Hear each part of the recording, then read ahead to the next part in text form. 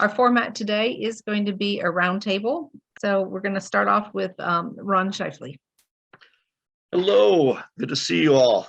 We have Sunday school during the summer, but it's mostly for adults. And then we have activities for kids on Sunday morning. We shift for other programs, and that's what I want to share with you today is what that other program is, what we call Music Camp. Music Camp is a program that had started before I came. Every year we have our kids for a week learn a musical, and then they present it on the Friday evening. One of the big things that changed 3 years ago when I came to Needville, my wife and I, is that the musical they were using really wasn't very Bible related. And so we switched companies, and we switched to the company that's called littlebigstuff.com. And we've found some really amazing musicals here. And I want to show you on the next screen. 2 years ago, 2020, we used Jonah's Druthers, a story about Jonah and the whale with a cowboy theme. Last year we did the Lions, the Switch, and the Warm Robes. That was about Daniel and Shadrach, Meshach, and Abednego stories. And this coming summer, we're doing Not Your Average Joe, which is the story of Joseph and his amazing coat and dreams and time in Egypt. And so with the 50s flair. And so this is where we're getting our musicals.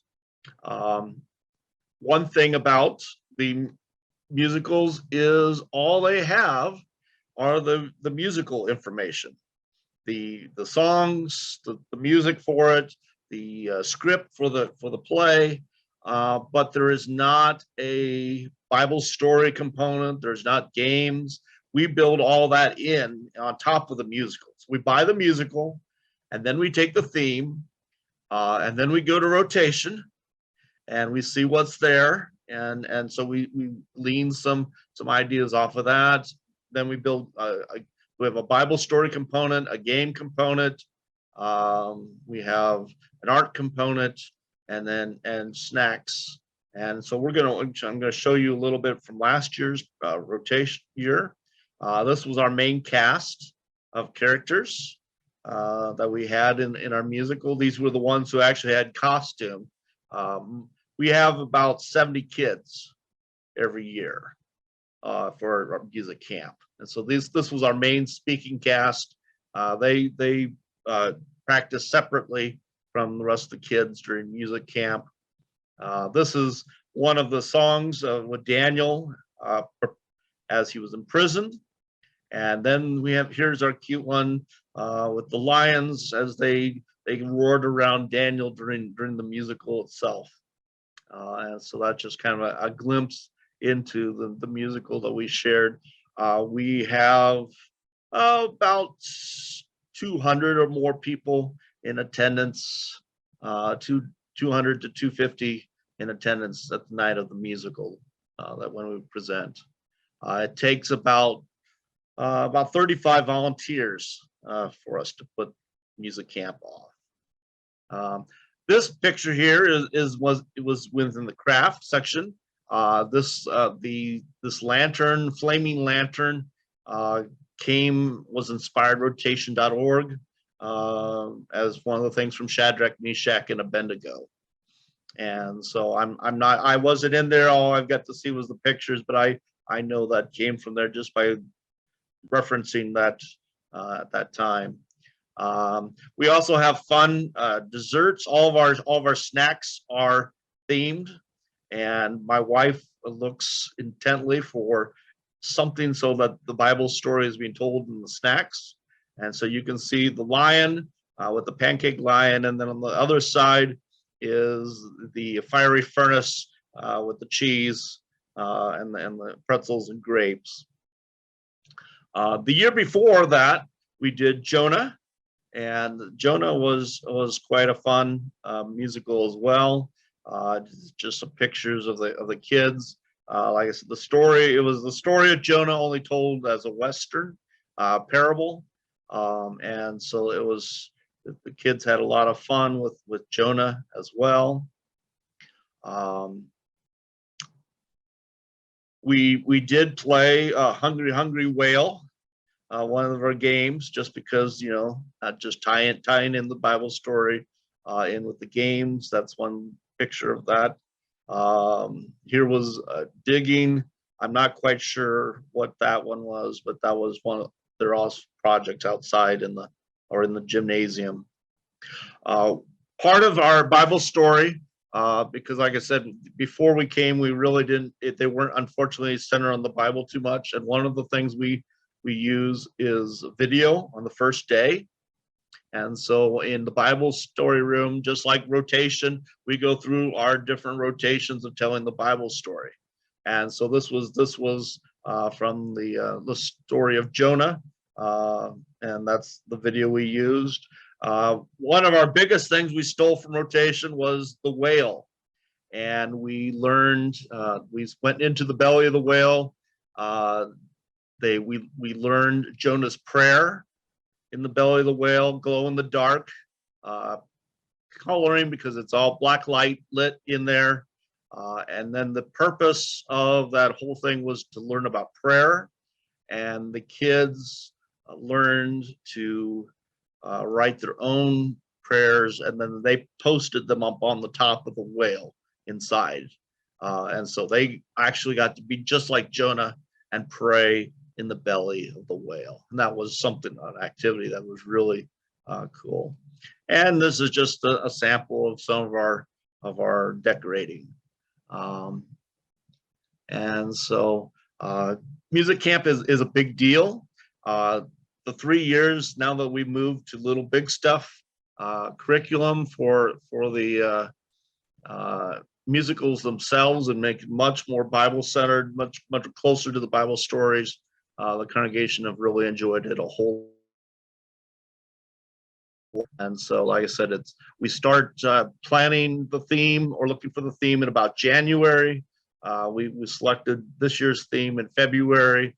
Right now, we've got a whole crew that's working on decorations, and my wife's got T-shirts. She has a T-shirt press, and so she's got all the T-shirts lined up, all the designs for all the kids. So every year they get T-shirts according to the group that they're in. They sing songs according to age groups. We have 5 groups, and so there's 5 songs that are individual, and then a couple the first and opening closing songs are sung by the whole crew. And so that's kind of music camp in a nutshell.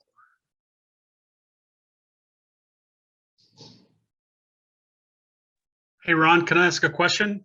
Yes. Is this in place of VBS? And my second question is, that's a huge number of kids to turn out for the summer. Are most of those kids in your church, or are they also bringing their friends? That is not in place of VBS. We take part in a community vacation Bible school. So this is on top of that. So every year we are part of the community vacation Bible school. Some years when we host, we have both events in our building. Thank goodness this year we don't. It kind of gives us a little bit of relief. As far as the kids are concerned, probably half of them could be in our Wednesday night program. But we definitely have another half that's coming from the community. We send out flyers into the schools back advertising, so that by mid-May, end of May, our registration is closing. But this is something that we really reach into the elementary school and do promotions, and they are very accommodating to publicize that for us. Thanks. I have a couple of questions.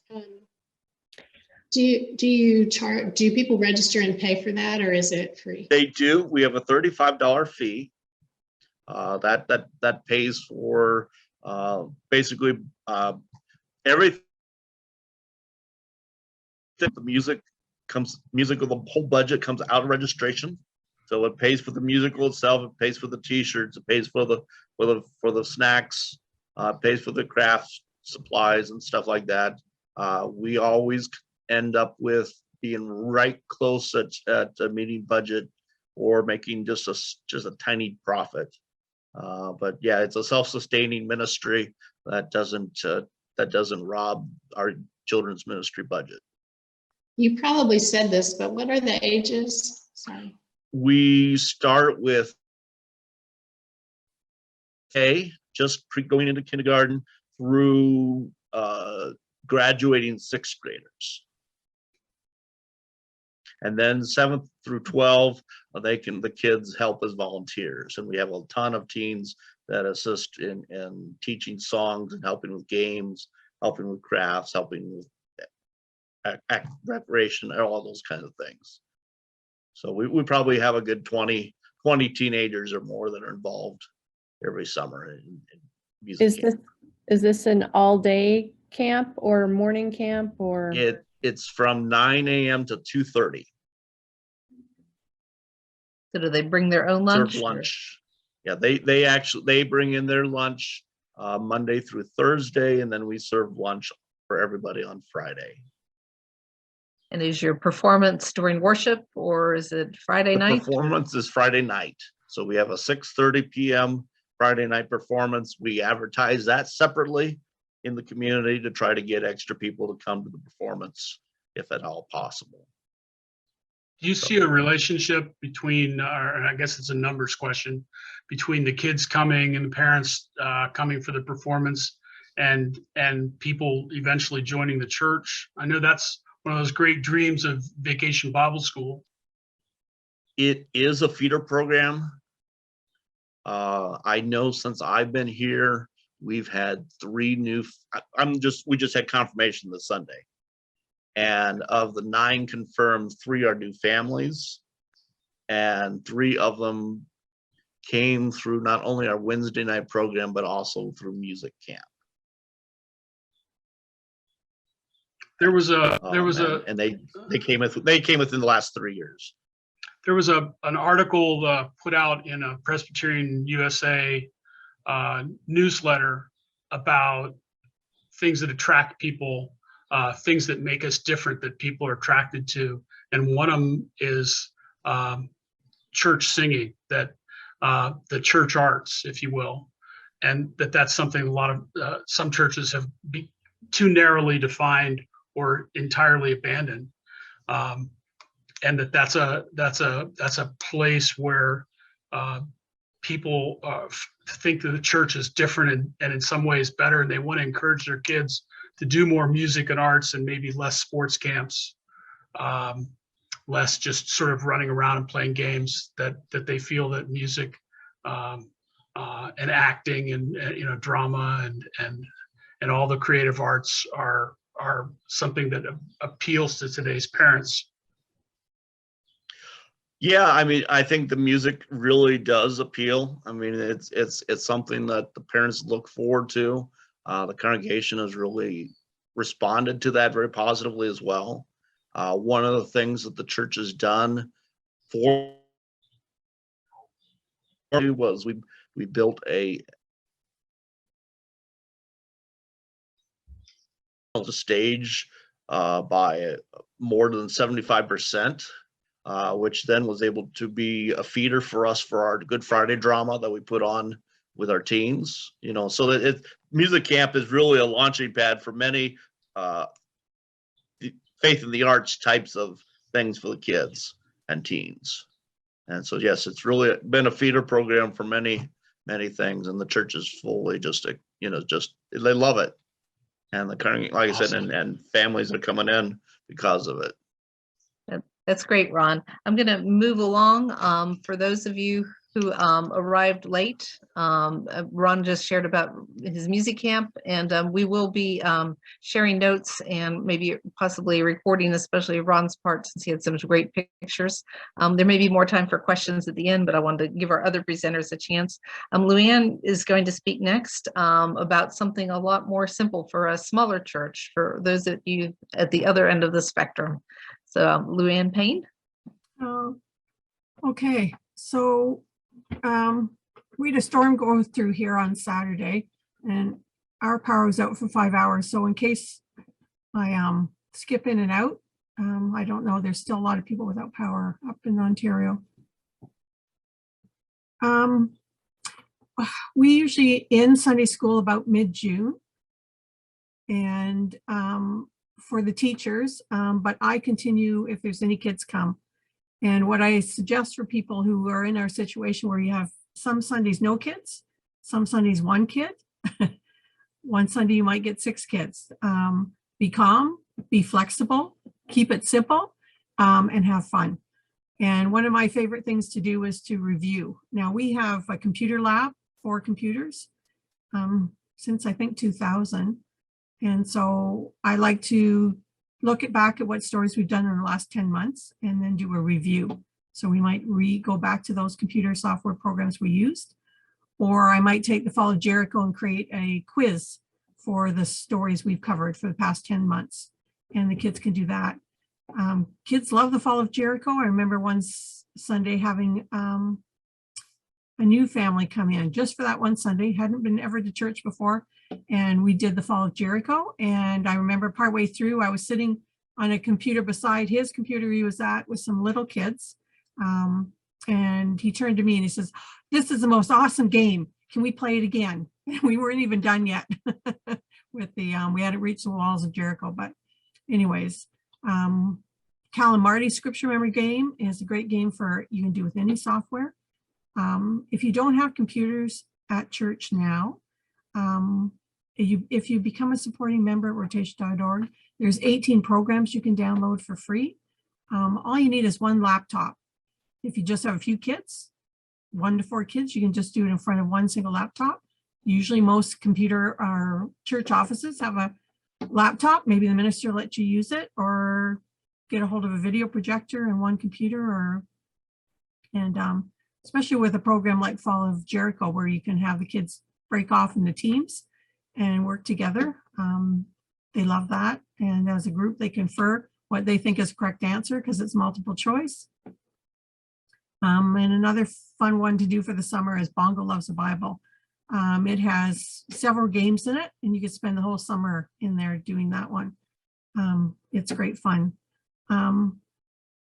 Another thing is, if you don't know how many kids are coming, I stay away from art, drama, games, anything where I have to do a lot of setup or buy supplies.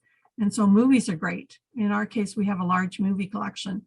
So I can re-show movies that we've done over the 10 months. Or sometimes I'll say to the kids, "What would you like to watch today?" And they'll pick out something.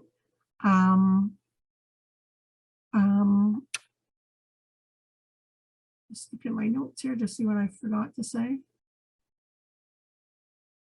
Or 2, because we have a large collection of videos, I may have shown a certain video for a particular story, but I may have other videos I could have shown. So sometimes we'll cover the video or the same story with a different video.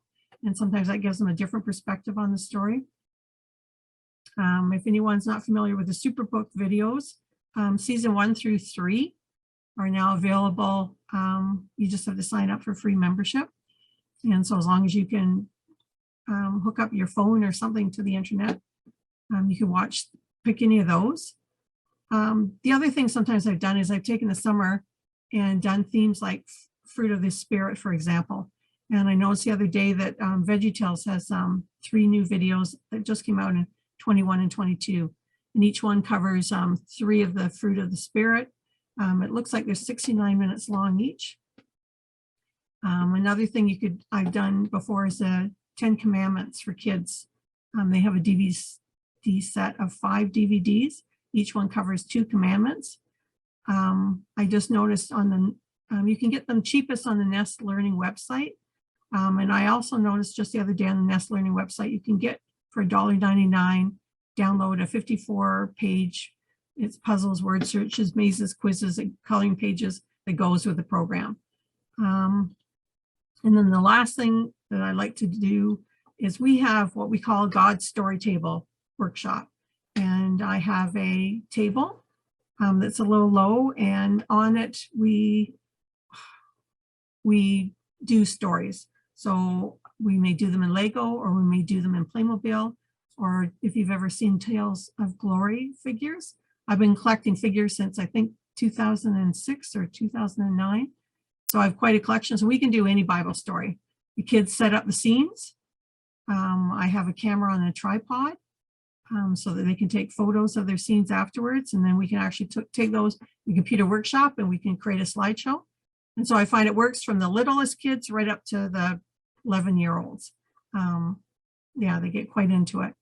And it's great for big stories like Joseph or Moses or Easter, where you've got lots of scenes. And you could spend the whole summer working on a particular scene. And on rotation.org, if you check under video workshop manuals, there's one for games, art, there's one for story table and Lego, which has ideas and photos and different things you might want to check out.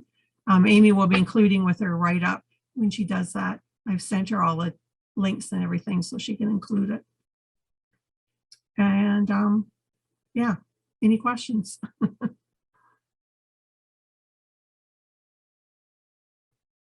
Let's see, Heather, you're muted. Yeah, sorry. I had one for you just as an extra for the 10 Commandments. There's an old,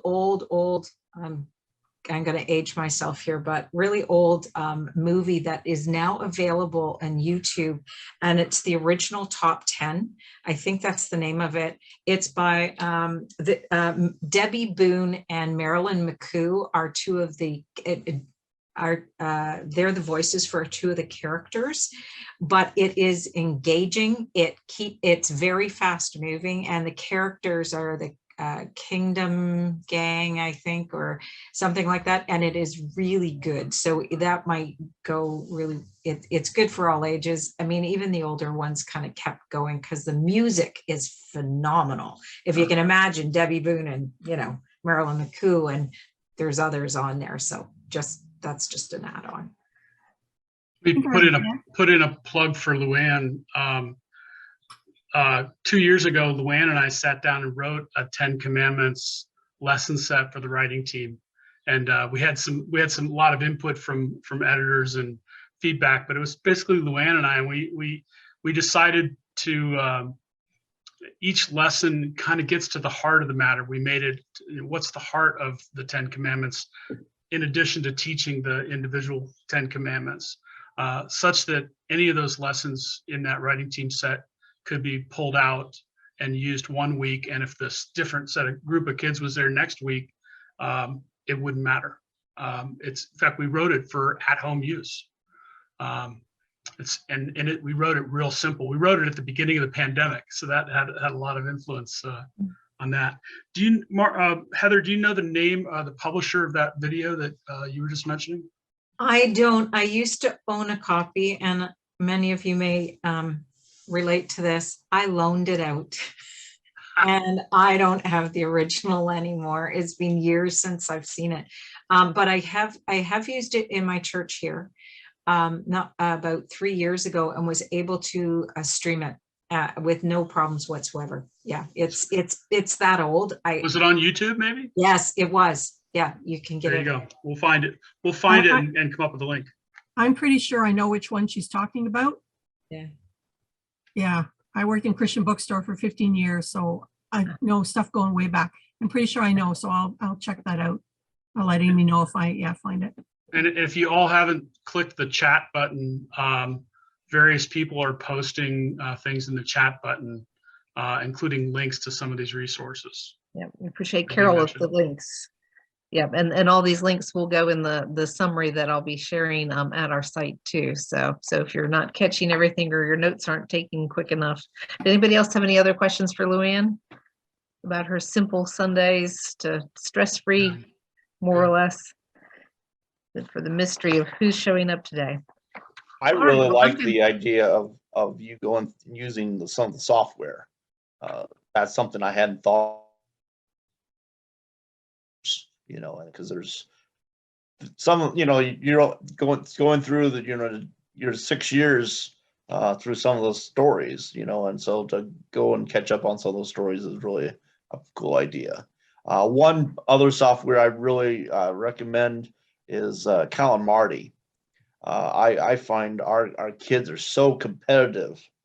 They want to in wanting to have control, especially if we do it as a group, to be answering that next part of that Bible verse. And so that's another fun resource. Yeah.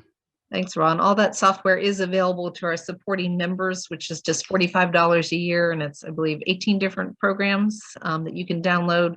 They're PC only. So if you're an Apple person, then I guess I think there's not a workaround on that one, unfortunately. But they're great resources, and some of them are specific to Bible stories, and other of them are more general to things like the Cal and Marty and the Fall of Jericho that can be used for any Bible story. This sort of review mechanisms. All right, I'm going to share next what I'm calling Drama in the Woods. This is something that I did a while ago for a summer camp sponsored by the Presbytery. So it was a group of kids from all over the region. And this is something where I did not follow my drama workshop rule, where the drama workshop should not be for a production at the end. But sometimes these rules are meant to be broken. So an overview is that I used rotation.org resources for a storytelling, puppet, and drama workshop that was a daily part of a week-long overnight summer camp for the Presbytery. Each day of camp, there was a focused Bible story or theme, and that was explored that morning in a small group Bible study. Each cabin counselor led that Bible study. After that, campers had a choice of several different workshops or activities that they had signed up for at the beginning of the week. There were things like art, drama, nature, and service. And in the storytelling, puppet, and drama workshop, the campers could creatively interpreted the Bible story or theme of that day for an evening performance. The campers weren't required to memorize lines, but they did learn a Bible story by heart as they worked with it in the morning. There was a brief rehearsal immediately after dinner before the rest of the campers arrived for the day's performance as part of the evening closing activities. And on the Friday night performance, that was part of the closing worship service. There were 2 sessions of camp, so the 5 workshops were repeated and improved upon the second week. So that little bit of that rotation, teaching the lesson more than once idea. The goal of this drama workshop was to encourage campers to creatively interpret the day's Bible story or theme through performance. In a 1.5 hour session, the end product wasn't a polished performance, but a creative interpretation of a Bible story, promoting the understanding for both the actors and the audience. And there was a bit of personal application was added in because the emphasis wasn't on the facts, but on understanding the feelings, thoughts, and motivations in the Bible story. The talent wasn't necessary for a quality experience in these workshops, and there was a need for a willingness to work with a small group to share that day's story in front of the larger group. The story medium for each performance or for each day was selected in advance, and the campers used their imagination to expand upon it. And my lesson sources for the workshops were, I used different techniques for each of the 5 days, and the ideas were gleaned from lessons in the early days of rotation.org, because actually I did this in like 2000 to 2002. So this were like 20-year ago projects, but we were using things at the website as well as from the base curriculum. There was a base curriculum that the lessons were based around. We used the PCUSA Belonging to God Catechism one year. Another year we used a curriculum that was written for summer camps. And then another year we used an old VBS from 1996 that I'd found in the Resource Center called the Storyteller Series, Stories Jesus Told. I'm now wishing that I'd saved that rather than returning it to the resource library, which has since disbanded and who knows where that is. One of those old excellent things that doesn't stay in publication anymore, unfortunately, with those old curriculum. One of those benefits of rotation.org, because we hold on to things forever, pack rats that we are. The workshop time included making props and puppets. One lesson each week, they made puppets. Sometimes the puppets went home, and other times we used the puppets and donated them to ministries for children to play with. We limited to 10 children in the group, and we used a variety of media or methods in our workshops. So we did puppet shows, object theater puppets. We did readers theater, clowning, which was interesting with the makeup and everything. And there were some real creative things happening there. We used creative dramatics, which is a guided drama technique rather than using sort of a lead them along type script. There were interviews where the children developed what they would say. I believe we interviewed Zacchaeus and others around him to see what they thought about what was happening. And then creative movement. I will share links. A few of those lessons are at the website, and I will, in our post report, include those links. The budget, I was just paid a small honorarium, and then for developing all the lessons, and then we had the costumes and props that I had on hand, and the camp paid for consumable supplies. It was rather negligible other than the puppet making supplies and having markers and things like that for decorating paper. For puppet stages, we did things like using big old cardboard boxes or a table covered with a tablecloth. So we kept it simple since we were out in the woods.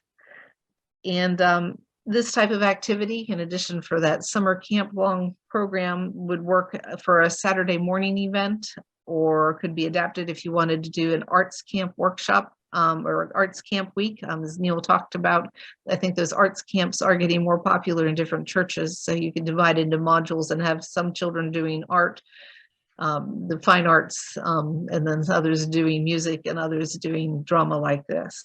So, any questions? I love the camp theme. This was at a Presbytery camp, like a regional Center type, right? Yeah, Kids yeah. were sleeping. It was in Louisiana too, so it was hot. So the wearing costumes, we kept it light. We weren't wearing. It was outdoors in Louisiana, I should say, being summer camp. But the kids had a great time running around the woods with breaks from the traditional camp activities for more thoughtful, sort of reflective Bible-based activities. So it was a variety of activities happening. You know, it seems to me that that's a great opportunity for churches to slip into a niche that has gotten even smaller. The number of church camps and church regional camps that have closed in the last 20 years. I mean, I've read articles where it's basically decimated. Our presbytery here had a fabulous church camp that I grew up going to, that my wife grew up going to, that my kids went to, and they sold it because they just decided they couldn't support it. It's possible in your church to do your own camp. Some of you are familiar with the Camp Bible Wahoo idea that I posted 2 decades ago at a church when I was at Hilliard Presbyterian, which was sort of a Sunday morning camp out theme. Really simple, easy to do, was a lot of fun. Kids bought into that just in spades. And it's funny, you know, that the couple of years before that, when I was in Illinois, we actually created a camp on the church property because we had no regional camp to go to. And the kids in that church were unfamiliar with the idea of going to church camp. And so we literally asked the trustees if we could put a campfire site in the woods behind the church, which we happen to own. We'd have put it in a parking lot if that's all we'd have had available. And that camp out, whether it was a day camp or an overnight camp, was hugely successful. I have so many great stories about that. It was called Camp Barrington. We even started using it for family ministry, and then and youth ministry. We used that space for VBS.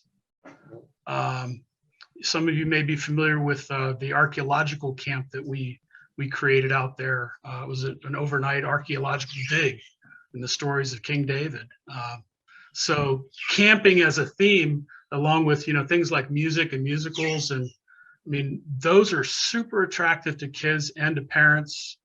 And they're really nice alternatives to take a break from regular Sunday school if you need to. I was just going to say at our church, we have a Monday night girls group, ages 6 to 12, and we do 4 overnights a year. In the November, we do a blacklight theme at the church, so they sleep over at the church. In the winter, in January, 1st of February, we do a winter camp, so we can go out and actually toboggan or go skating. And it's a sleepover again at the church. In the winter camp, we keep them Friday night, Saturday night, and then we all go to church on Sunday morning for that one. And then we do a spring and a fall provincial park camp where we take the girls, tents, the whole bit. And the kids love it. And we have the brothers who come with them and say, well, why can't we have a boys night too? But I can only stretch myself so far. But, we had adults in our church who were saying, when's our camp? Yeah. I have actually done a couple all ages camps, and when I mean all ages, there was an infant right through to our 80-year-olds. Luckily, there was cabins. We did it the whole weekend, so we played together, we worshiped together, we did everything together, and we cooked together and cleaned up, and it was phenomenal. I'm in a different church now, and it is looking like we are going to be doing one for next year. So because you're right, our church camps are being underutilized, and so we're going to find out what the best times are and just start booking them for all kinds of things, because for me, from my house to the camp is about 15 minutes. And it's like, why am I not going there? Now, not all of our congregants are that close, but it is for me. And you're right. And the all ages we came back from that. The incredible blessing about it is that we came back the next week, every single person was talking to somebody else. All of the adults were talking to kids, and kids were talking to seniors. And it was, and that didn't happen before. They'd say hi, but they were really talking. And that was really cool.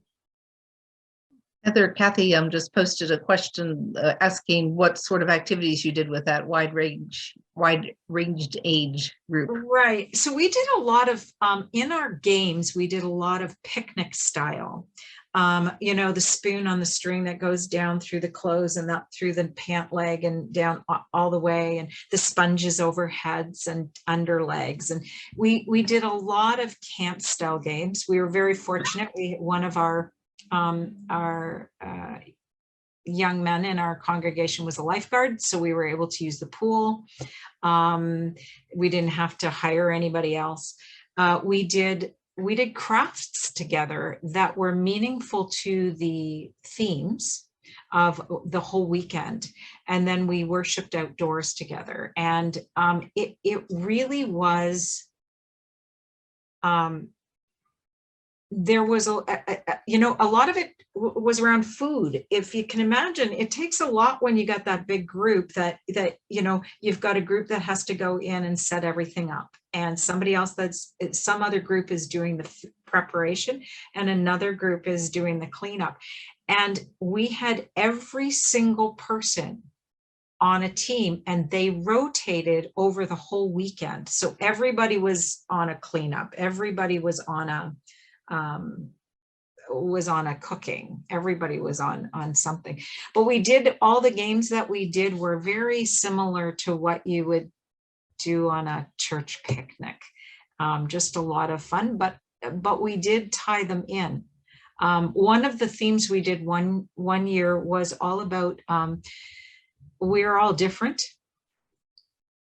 but we all are one body in Christ. And so the games and all of the crafts ended up, they were given all the same equipment, and they created something completely different. Like nothing looked the same. but they were given all the exact same pieces to work with. Cool. So it was good. Yeah. Great, thank you. Let's see, I'd like to keep things moving along. Robin Stewart is now going to share something that she did with her church, I guess, as a summer Sunday school alternative approach. Thank you. And we did a few years ago design something that is probably not sounding that original, but we called it Fun Day School. And we did that to really focus on the fun aspect. We had this context is a medium to large church. Usually each grade might have 8 to 10 kids in it, but in the summer we would really wane. So our goal was to encourage more families to attend when they were in town. And also the secondary goal, which was I think as important, is we spread the work among leaders from all the grades. So the children's ministry, the youth ministry, the recreation ministry, the music ministry, we all took a part. So for June and July, all the kids met in one area. We moved the children to the youth area. So that was a big attraction. They got to be where they wished they were all the time because they wanted to be bigger than they were. And we moved the youth into a leadership position. So they were doing what they wanted to do. They were the big kids in charge, if you will. So we just would start by right about this time, we would, as a leadership group, design a theme and everyone would take a part. It also allowed all of us to have a break, but yet we could have consistency. So that said, that's sort of the background. We would have one theme. One year we did an amusement park theme. I would say one thing we could do would be a superheroes theme, and there's a lot of stuff on our webpage for rotation that could pull toward that.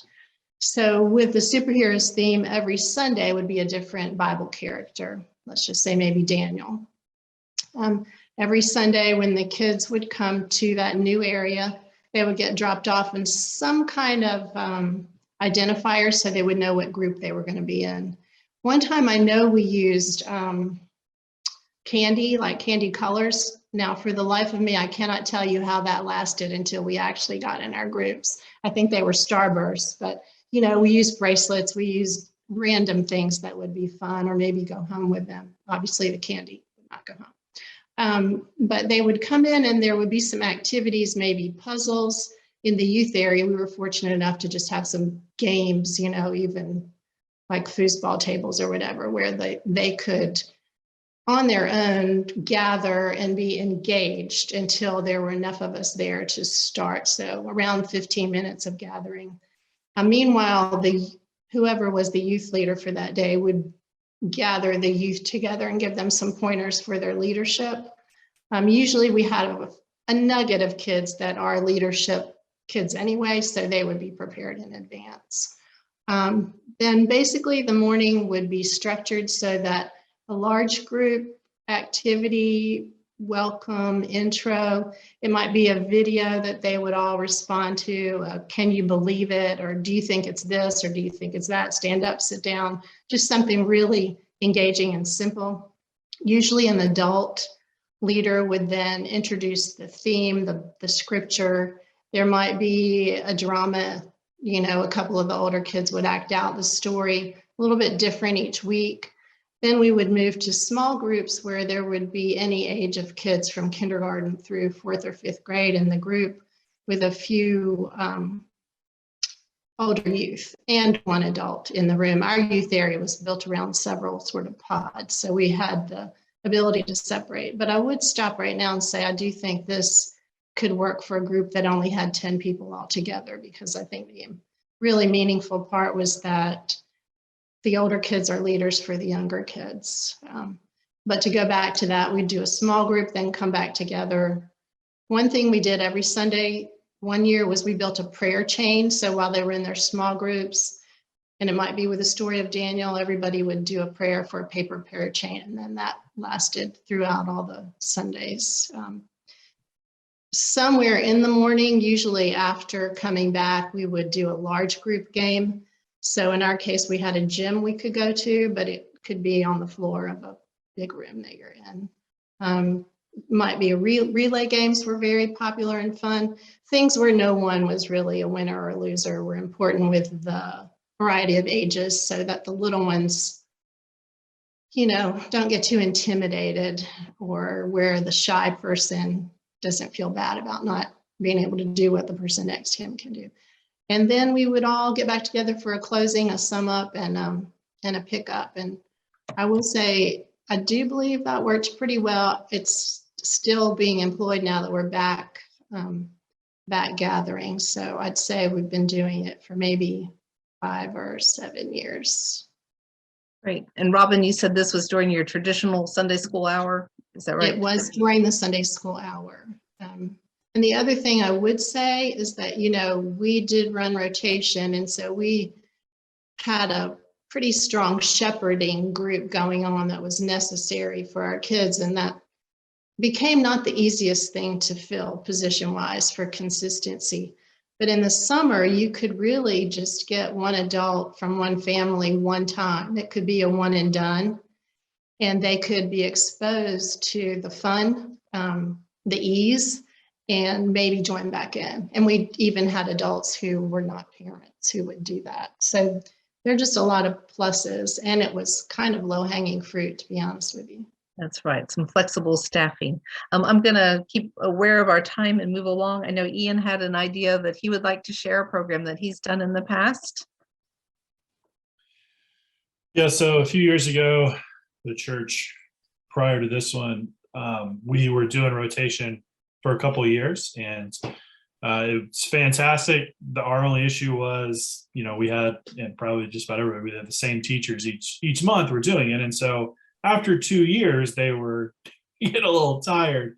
And so we planned out a summer program where we basically gave all of our teachers the summer off.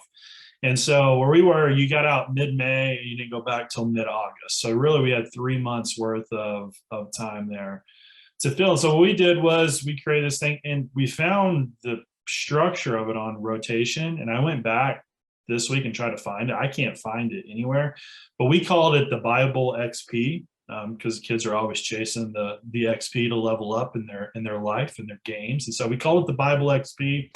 And what we did was one of our youth pastor's wife was actually an assistant manager at Lifeway. And so she got us really good deals on some Bibles. And so we bought Bibles for every kid.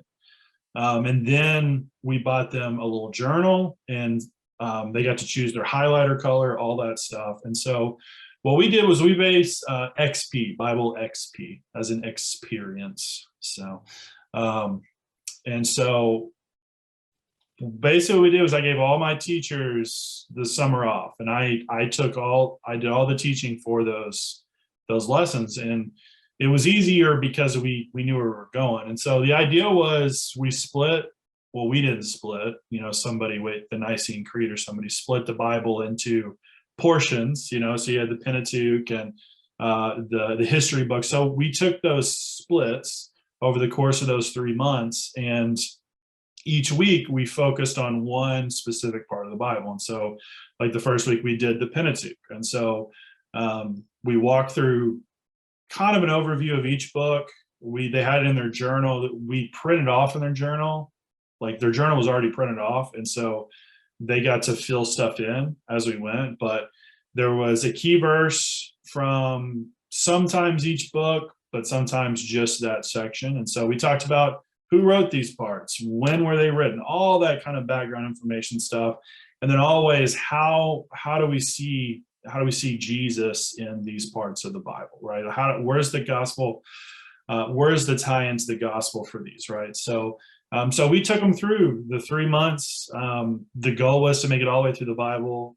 You're not going to be surprised to find out that we did not make it all the way through, simply because we were dealing with kids and doing that stuff. And so one of the things too, so we created an XP, a level up program for them, right? So if they brought their Bible, they got XP.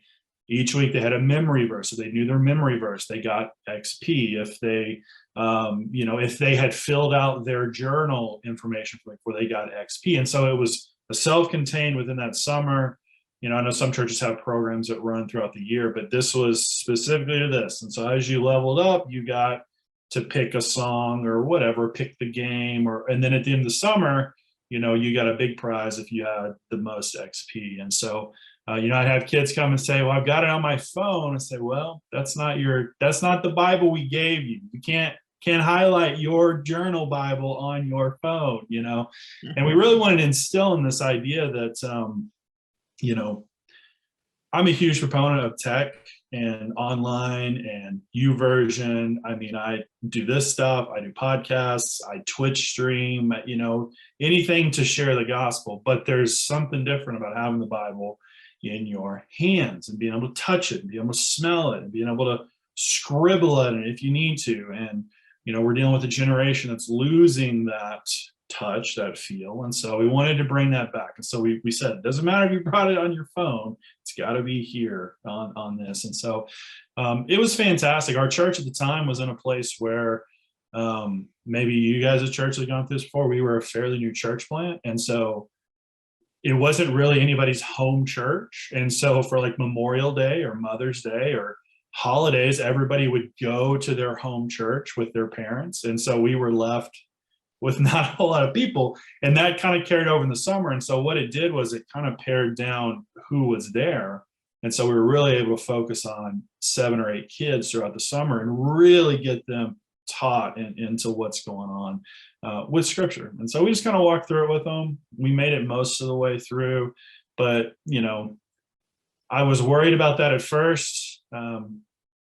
But as I went on, I realized that efficiency doesn't necessarily mean effectiveness. And so it would have been very efficient to get through it, but it wouldn't have been effective. And so we took it at their pace and let them learn and kind of went from there. So that's basically what we did. I mean, I'm sorry, I really tried to find some of the information. I called the kids pastor that's there now, and she's like, I don't know where any of this stuff is on the computer. I was like, oh no. So but that's kind of the idea, and you kind of build off of it and kind of go from there. So it reminds me of an idea called the Bible Academy, and this idea that parents in particular respond to rites of passage in a church for their kids going to something relatively short and a little bit intensive, still fun, still kid appropriate, but focused on certain subjects, like you were described in your Bible XP.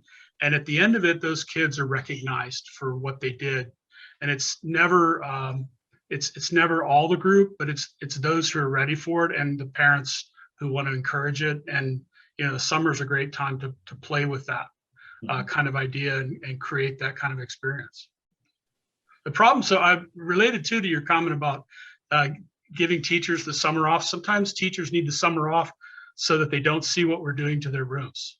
I've had teachers in churches who were like, I'll be part of this program, but no, I don't want to retheme my room because I'm going to have to retheme it back in the fall. Or they would just kind of come in and do regular Sunday school part 2. Yeah. So that's good. We did utilize some of our youth to help with this because, you know, I mean, even with 10 kids, that's still a lot, especially with as intense as the stuff we were going through was. And so youth, kind of like, I forgot who went before me, but she was saying like, you get one time, you know, a parent to come in one time to help, you know? And so it was a good entry level for them as well, because the youth were able to help, and then the parent would come in and say, I could do this once a month, or, you know.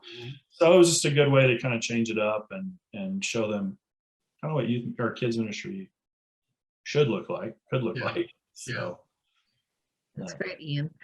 Just looking at our time, I know that we are at the end of our hour. I think there's still probably some questions, and I think Heather had a few ideas. Some of them have been posted in chat.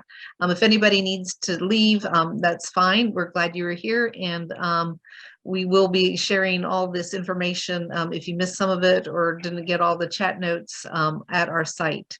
But did anybody have any questions for Ian?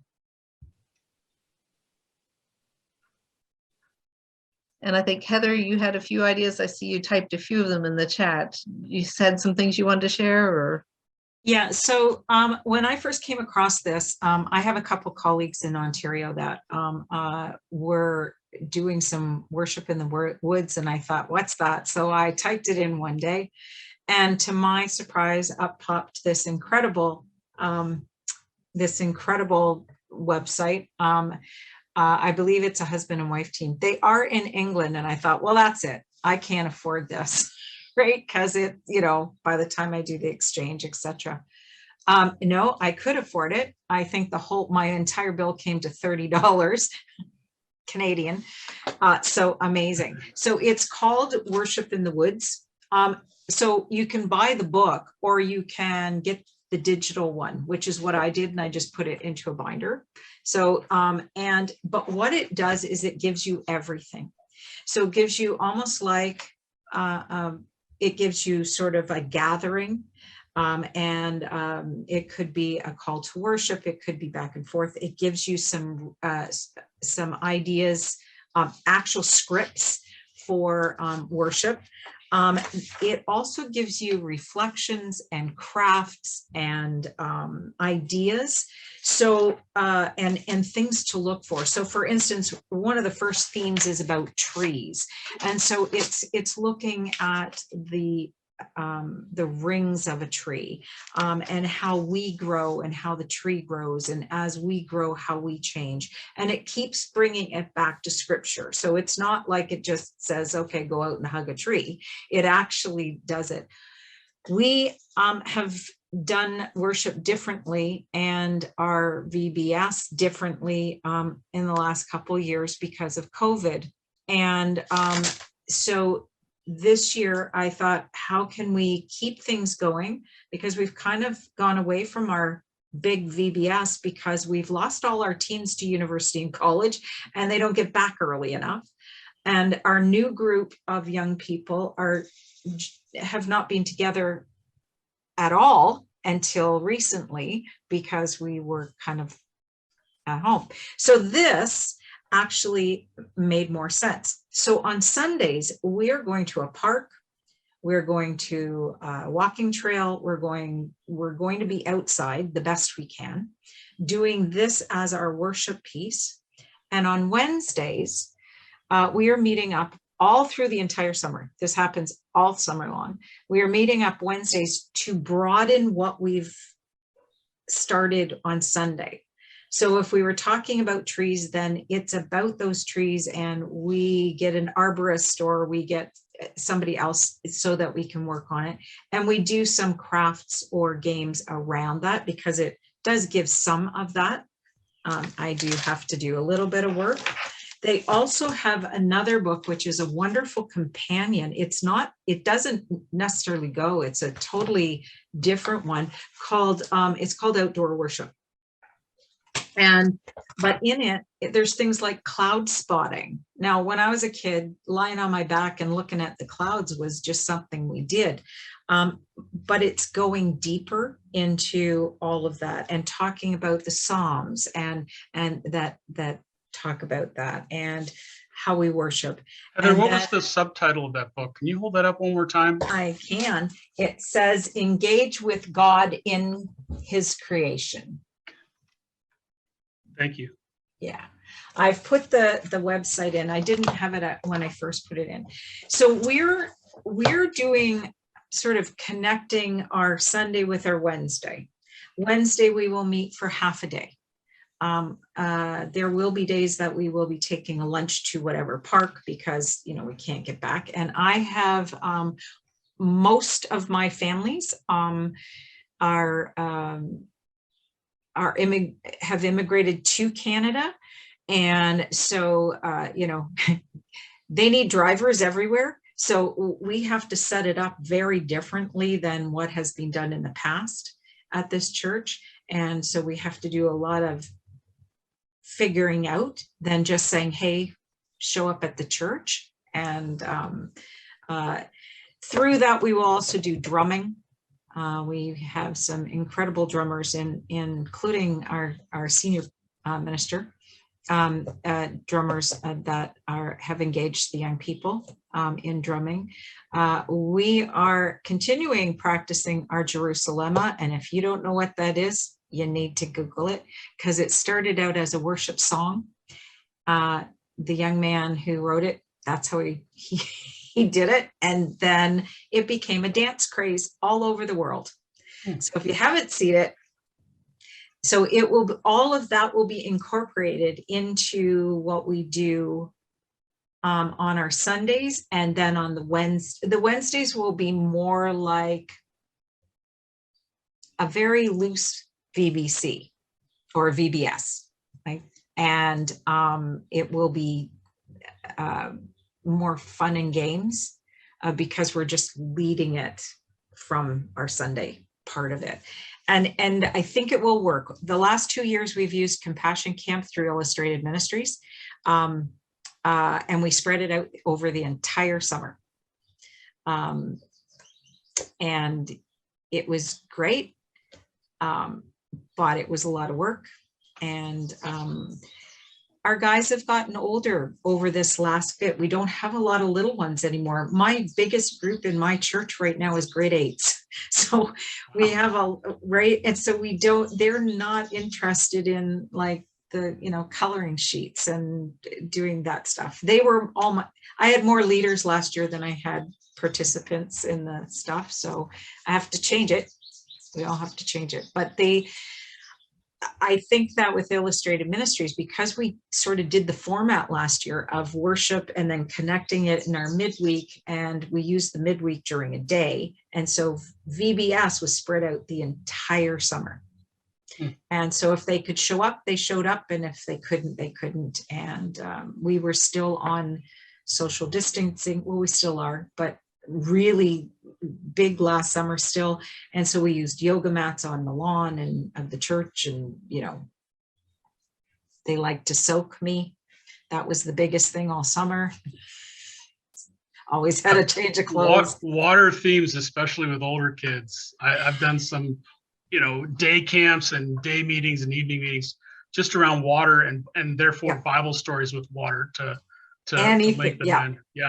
Yeah, anything with water. So that's kind of us right now. It's been a real change. I mean, I loved Ian or the big who did the big musicals. I mean, they used to do that before I came to this church. They used to do that kind of thing, but we don't have the volunteers anymore, and they've aged.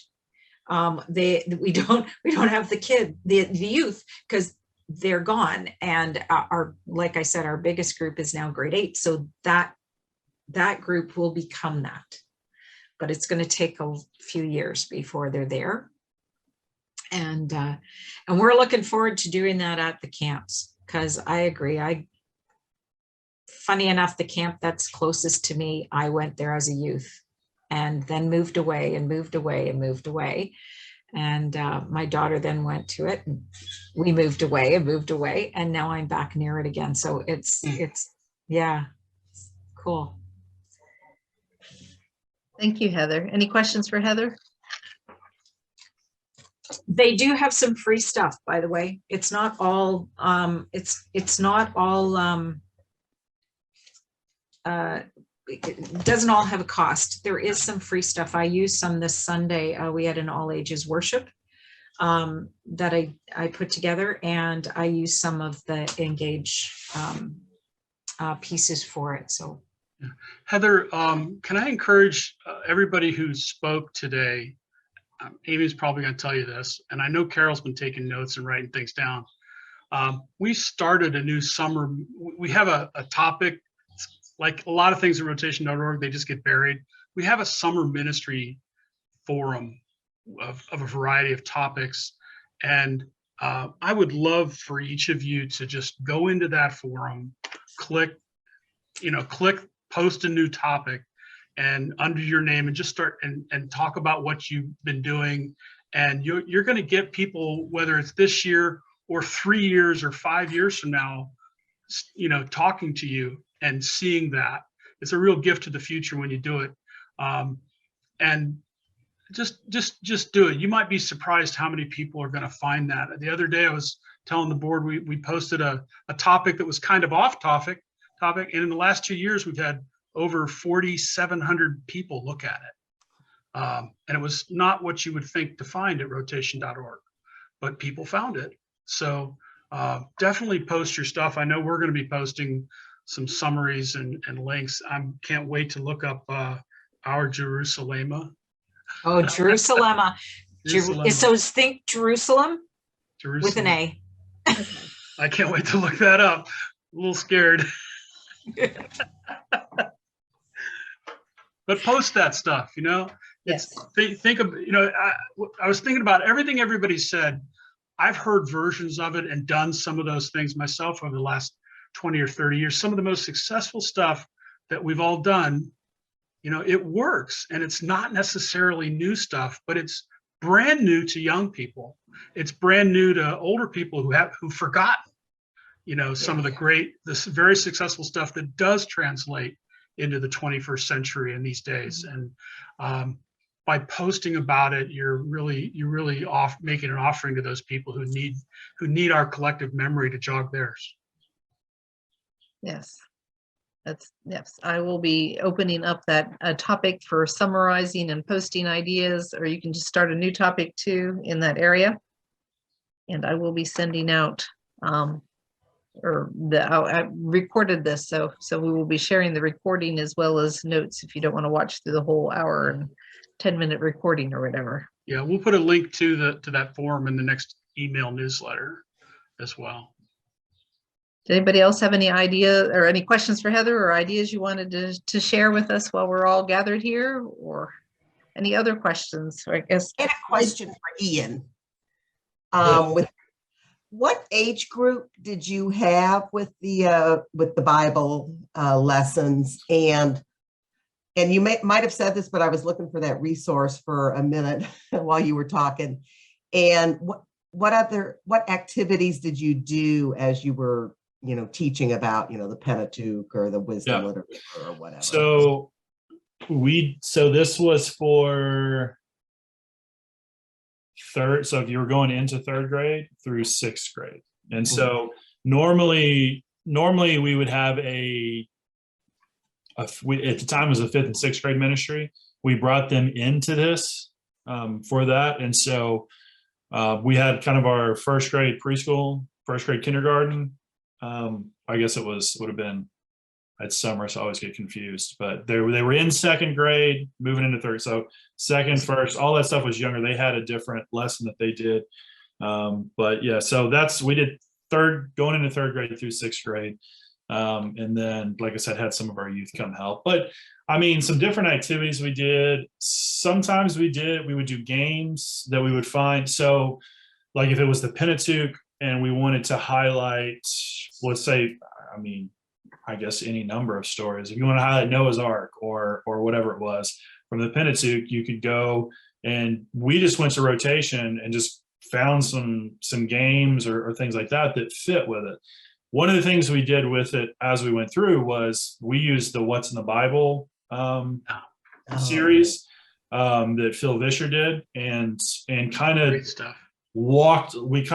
we wouldn't show the whole episode, but we would show, you know, because he really does a good job of talking about the overview of a Bible story or a book or whatever. And so we would show a clip from that, and then we would go into some sort of game. It kind of was one of those things too, like we didn't know how many kids we would have, right? So I think Luann was saying it's hard to sometimes plan games or crafts or things like that when you don't know how many are going to be there. And so we try to keep it simple, games that you could play with one kid or 10 kids. It didn't matter, you know.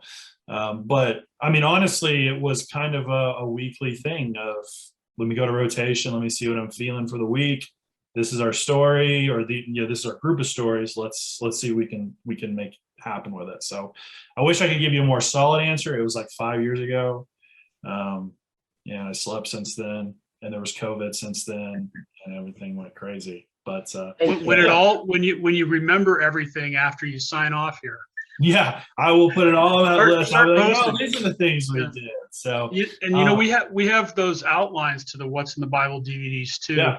Episode 1 in each DVD tends to be the overview, and it's pretty thick. I wouldn't use it with younger kids, but man, it's perfect for your older elementary. Yeah.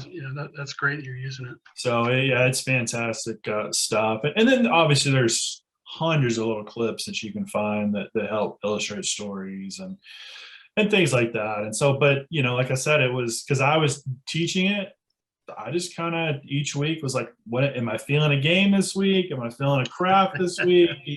What's the weather? Can we go outside? That type of stuff. And so it changed each week, which I think kind of the kids enjoyed because it switched it up for them.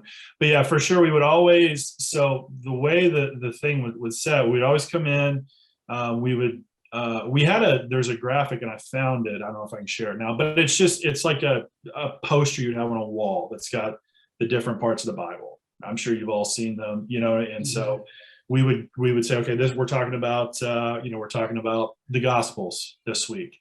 What books are in the Gospels? Matthew, Mark, Luke, and John, and who wrote them? Matthew, Mark, Luke, and John, and they got those, or they were really excited about those. And so, but then, we would highlight 2 or 3 verses from each book in their Bibles. And those would also be in their journals, right? And so, and then one of those would be their memory verse for the week. So we would go over all of that stuff, and then we would have an activity at the end that would fit with it. We didn't always play a video because a lot of times you play a video and then you wouldn't need to until you got to another part. So, and obviously there's some books that you're just kind of like, I mean, this is in here, it's important, but there's only so many verses you can highlight in Haggai before you're like, come on, move on. You know what I mean?